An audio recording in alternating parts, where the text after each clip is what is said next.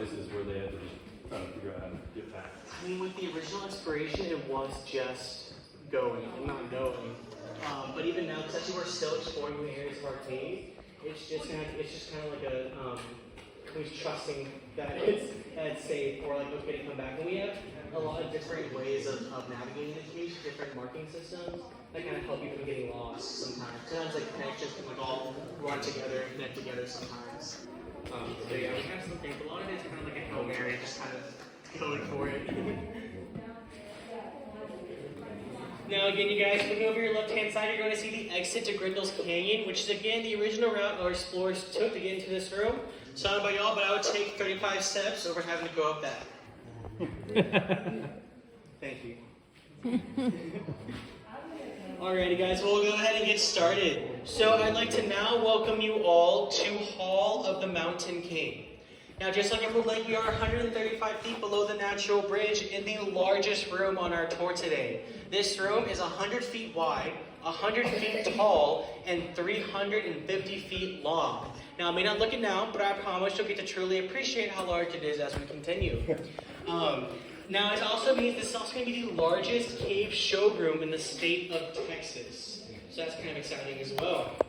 Now, I do want to point out, if we look up here at this ceiling, you see up here, you may notice it looks a little bit different than other ceilings y'all saw today on tour. It was kind of like step-like pattern, like stairs. Did y'all kind of see that?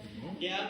Well, this ceiling pattern was created through a process called collapse modification. Now, remember back in Sherwood Forest, I talked about those joints, those cracks that formed in the ceiling? Well, the same thing happened here, except these joints intersected, or they crossed paths, creating an extremely weak and unstable ceiling at the time. Now, because this room was also full of water, that water kind of provided a buoyant force that held up the ceiling and kept it from collapsing. But as that water drained away into the aquifer below our feet, that support was no longer there. So the ceiling began to collapse, layer by layer, until it finally formed a stable layer called a breakout dome, as we can see here with this dome shape that was created.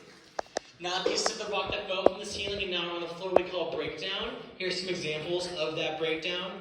And this is kind of how geologists can assume that collapse modification occurred here, is because of these pieces of breakdown.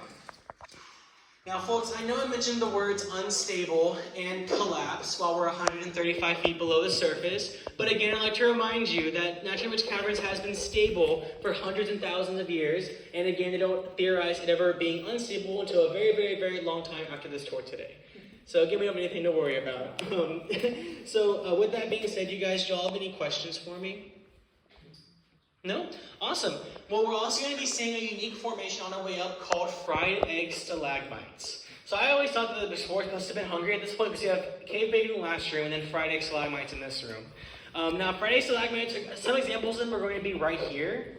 Now, these are a unique formation that's created mainly through rooms with high ceilings, mainly because as the water drifts to the ceiling, it's going to generate a high velocity as it comes down, and when it hits the stalagmite on the bottom, it's going to make it flat on the surface, and the more dense calcite will be deposited in the center, making a more yellowy orange center, and the less dense calcite was splashed to the outside edges, making kind of a lighter colored rim, making it look like a fried egg.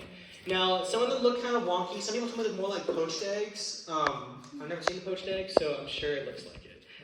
But again, they're called fried egg stalagmites.